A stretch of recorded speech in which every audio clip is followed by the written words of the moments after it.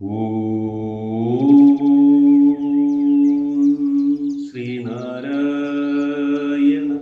പരമഗുരവേ നമഃ. ദേവീസ്തവം മന്ത്രം 2.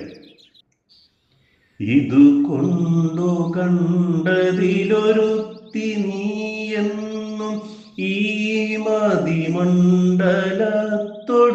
മറുത്തു മറ്റൊന്നിലും കുതി കൊണ്ടു ചാടി വലയാതെ കണ്ടങ്ങു നിൻ പദതാരടുത്തു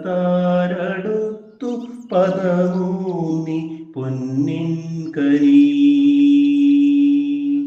ഓം ശ്രീനാരായണ പരമഗുരവേ നമഃ.